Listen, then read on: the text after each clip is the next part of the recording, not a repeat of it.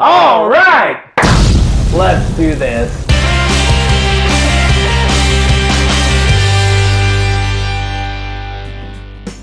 Hey everybody, thanks for joining us on another episode of Free Beer with Charlie. I'm Big Al, and this is Charlie. Hey, how's Big Al? Hey, Big Al's doing good. How about you? I can't complain. Good. I didn't want to hear it anyway. Yeah, nobody cares. Nobody cares. We hope our free beer community is having a good week. We hope it's warmer where they're at. Yeah, we're getting into the single digits, which is no fun in the Ozarks because it doesn't happen that often. You know, I thought we were far enough south that, you know, it like never got below freezing. We're gonna have to move. Move it on down. I think Australia maybe. Ooh, we'll take our show to Australia. Yeah. It's got to be warmer there year round.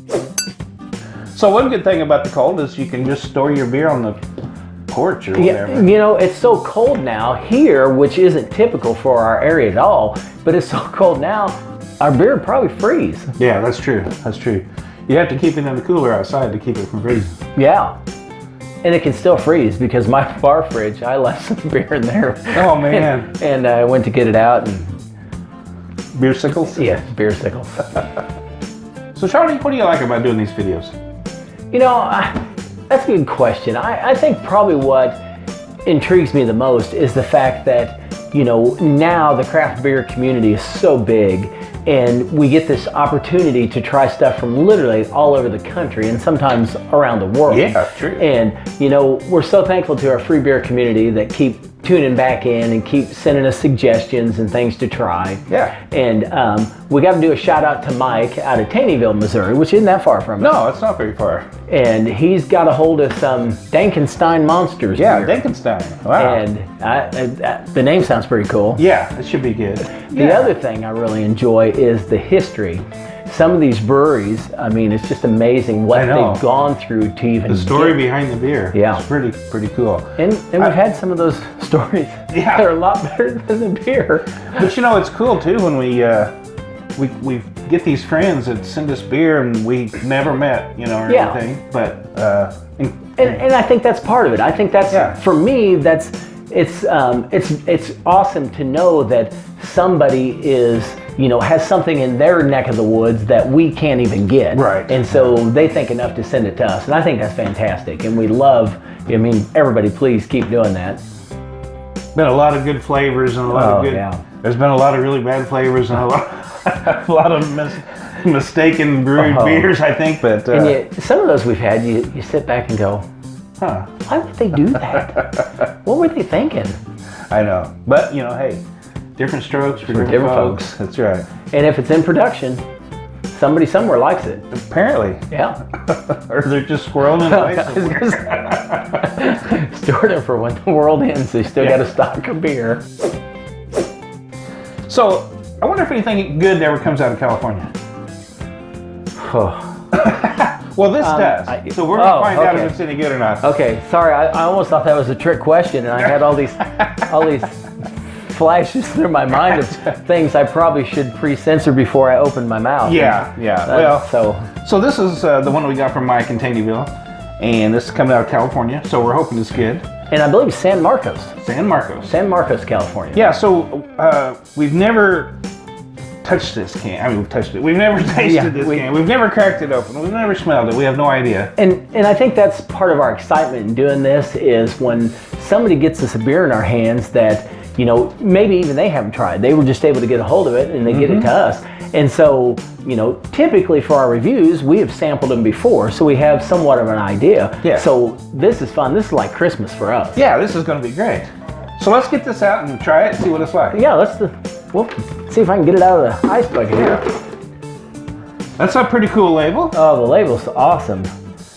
Now we'll have Big Al pull up a picture of it. And you probably can't see it real good here, but it's Dankenstein's Monster. Now it's an unfiltered double IPA. Okay. Man, look at that. What's the alcohol volume on that? This one's 10% by volume. 10%. What do we got in this beer anyway? Blend of California yeast and London 3 yeast, Cascade hops, Chinook hops, Centennial hops, Simcoe hops, and CTZ hops. So Charlie, what's the brewery that makes this? It's Mason Ale Works. Oh, it's okay. Yeah, out of San Marcos. I believe it started back in 2015. So in the craft beer world, that's a fairly new company. Yeah, pretty much. But I love the colors and the label on that. Yeah. Well, let's crack this open and see what we got.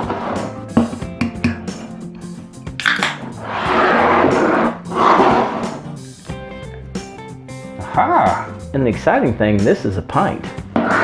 Always good. Always good. It is hazy, for sure. Yeah, they said unfiltered. 10%. Oh boy, it is hazy. Very nice. Yeah. That is quite pleasant. Now, It's pleasant. It's a little fruity, a little floral. Yeah, and that's what I was going to say. I was going to say the opposite. I was going to say Florida fruity. Well, you may be right. I may have got that all mixed up. But it looks like some of the grapefruit ones we've had. Mm-hmm. It's Yeah. got that, Yeah. Hot bullet kind of smell, but this is a little more floral, I think. yeah, Maybe. yeah. It doesn't have that strong, like the hot bullet. Okay, so what will you give that on a... I'd say it's just a typical 1. Okay. I mean, I think it's a very pleasant smell. Like It is pleasant. Like Big Al said, Yeah. but yeah. Let's take a sip of it and see what we think. Okay.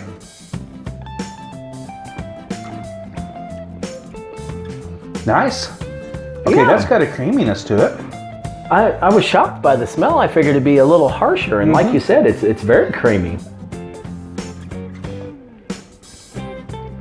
I mean, I'm not really tasting the grapefruit that I smell. And that's what I was going to say.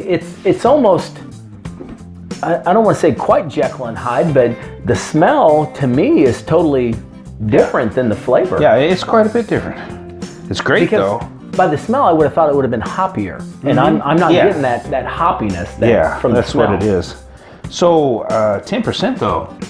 There's no I don't get the alcohol. evidence of that really. That could be trouble there. Yeah, that gets you in trouble. I'm trying to think of how we can convey that taste, because it's like a creamy light grapefruit. Does that make sense? Yeah. Because it's very smooth and it's got a almost rich. That's why I say creamy. But then it doesn't have that intense hop flavor that they normally this is have. see, I don't really like to be hurt by hops. You know? Yeah.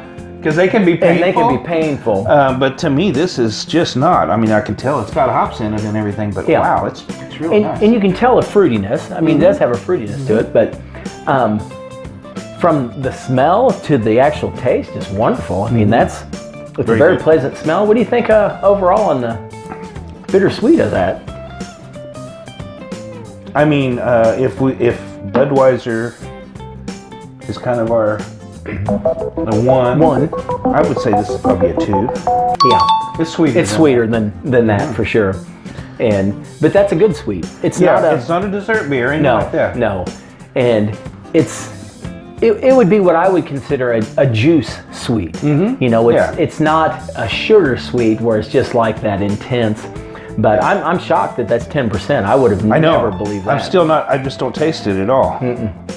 Because normally once you get over that 8%, you know, you get that alcohol on the backside. And I'm not getting it at all. Category-wise, I'm tempted to say this would be a guzzler because it's easy to drink. Very easy. But you're only going to guzzle one, and then the second it's one, lights out. the second one's not going to be as easy because. Yeah. But But it is easy to drink. It's very easy. It's to drink. refreshing. And a lot of high alcohol beers aren't really refreshing, but to me, yeah, this is that odd one because, like you said, because of the alcohol content, normally they're not that smooth. That's a smooth, easy drinker. Yeah. This I could do it in between. I mean, this would be a good refreshment from, you know, if you went from a dark to this to a hoppier one or vice versa. Gosh, what else can we put that as? I mean, is it complex? I would think so. Because from the from flavor the smell to the flavor, yeah. you got a lot of you got a lot of things going on. Very nice. I guess I mean, it does have some head and some lacing, but you know, with that high alcohol, you can't really. Well, it's surprising that's hanging in there too, because normally that high, the lace doesn't stay in there, or the head doesn't stay in there. Yeah, true. But gosh, what do you think overall on this one? Man, If it had more of a wow factor, I'd say a 5. I'm gonna say it's probably a 4. Yeah, I agree with you totally.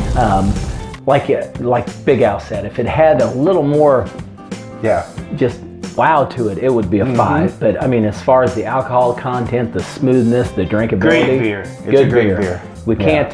We better shout out to Mike again. We can't thank you enough for the Dankenstein's Monster. It's very dank. I guess if you probably had 2 or 3 of these, you might turn into a monster. Well, that may be the case. Maybe this is an actual photo of a drinker. Yes. For 6 One of the guys at the bar, hey, can we get a picture of you? He's like, Well, Big Al, Charlie, here's the God, Guns, and Rock and Roll. Amen. We're gonna have to see if Mike can't get some more of that. Yeah, that's pretty awesome. That's really surprising beer. Well, thanks for joining us today. Glad you made it. And don't forget, I'm Big Al. I'm Charlie. Until next time. The reading of the ingredients. Take 1. That's why we should record our stuff live.